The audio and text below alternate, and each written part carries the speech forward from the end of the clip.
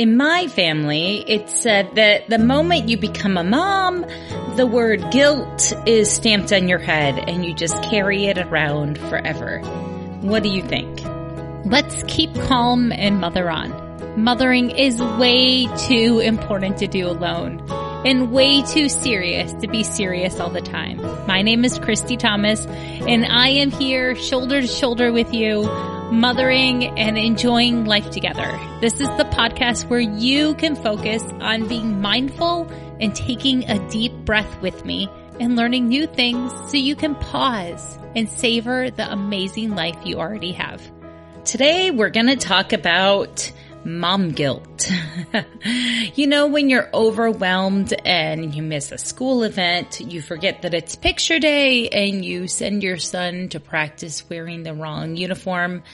When you just start to feel inadequate because you assume that everyone else around you is keeping up because we're not having enough one-on-one conversations with each other to realize that this idea of being overwhelmed and feeling inadequate is actually part of the shared human experience.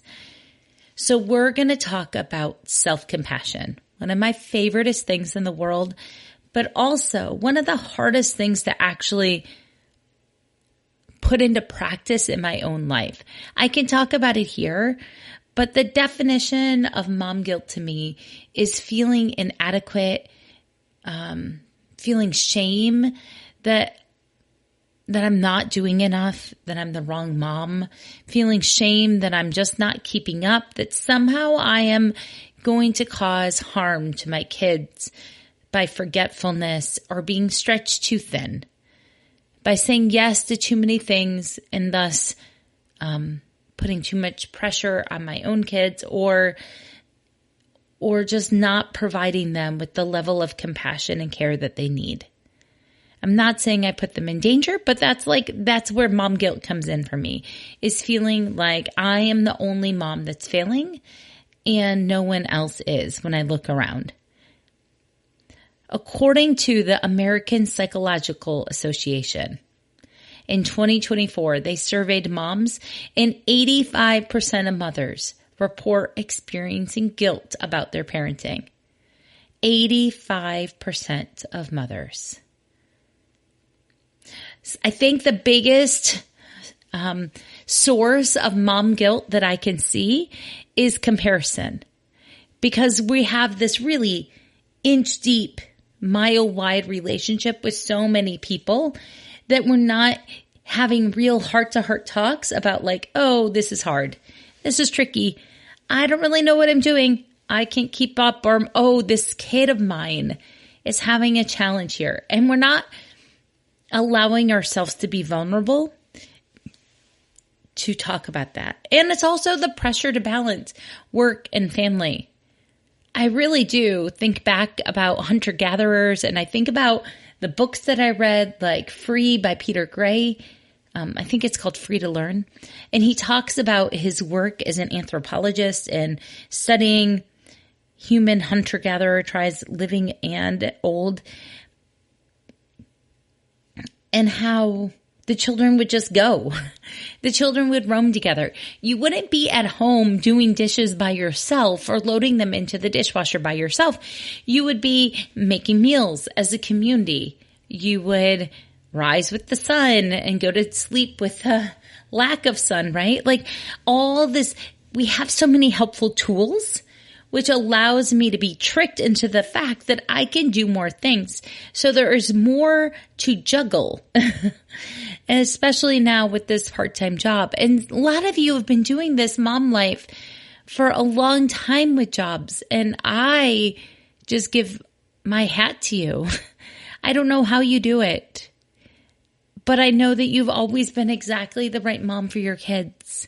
And so we have to shake off this idea that other moms are doing it better than us. Maybe they are in some areas. Like my friend Chris makes awesome cakes and pies. That is not my talent, but I'm so grateful for her. Okay? So here's what we need more of. And we've spoken about it before. Self-compassion. Self-compassion is treating yourself with kindness and understanding. It is treating yourself like you are your own friend. Always, the person that you have to turn to when you're talking about self-compassion is the work by Kristen Neff. None of this would be out in this world without her. She is the leading self-compassion researcher, and she shows that self-compassion over and over again can lead to greater emotional resilience and lower levels of anxiety and depression. You can actually enjoy your life more. Okay, so like I said in the opening, I sent my kid to cross-country practice without his team shirt on. I could have beat myself up about it. In fact, I wasn't even the one who drove him. My husband did. But I'm the one that's supposed to be in charge of like the calendar and making sure I notice those sort of things. I could have beat myself up. My son just rolled with it. The coach actually had extra shirts on hand for people like me. He was already prepared for someone to behave like a human. And I am so grateful. But in that moment, I had to pause. And the first step was to acknowledge my feelings. Okay. Validate yourself. Okay. Recognize when you have feelings of guilt. Allow that to just be there without judgment. I was like, oh my gosh, I can't believe that is what I forgot. Then I can reframe it. Okay. I am doing my best. I am a good enough mom.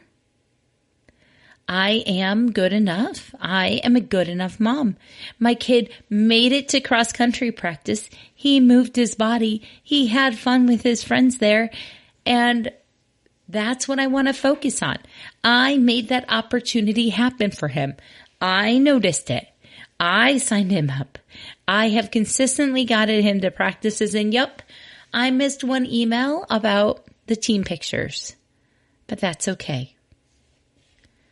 I don't have to beat myself up over this. Positive self-talk improves your overall well-being. A podcaster that I listen to, Jen Fulwiler, she is using the phrase, "that's so iconic," whenever she makes a mistake or wants to talk negatively. So I could be like, yeah, I forgot my kid's cross-country shirt for the team picture. So iconic. And it kind of brings levity to it. You know, when you're able to make fun of something, it really does allow you to roll with the punches more. Because you remember, life is too serious to be serious all the time. And now I'm connecting with you. I am telling you that right now, in this moment of October 2024, I am working on adding more self-compassion into my daily practice. It's something that I had for a while, and then life happened. Maybe the move, maybe the home renovations, maybe it's the back to school year and writing 7 lesson plans a week and teaching many, many classes. But here I am. I am here. I'm having a conversation with you, telling you that I am not perfect, but we're trying. We are trying, and that is iconic.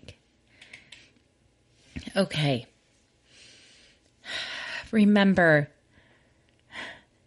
when these moments come up of mom guilt, will you remember it in an hour? Will you remember it in another day? Well, maybe you will if you're a podcaster and you want to use it for a bit. Maybe you'll remember it in a week. Will you remember it in a month?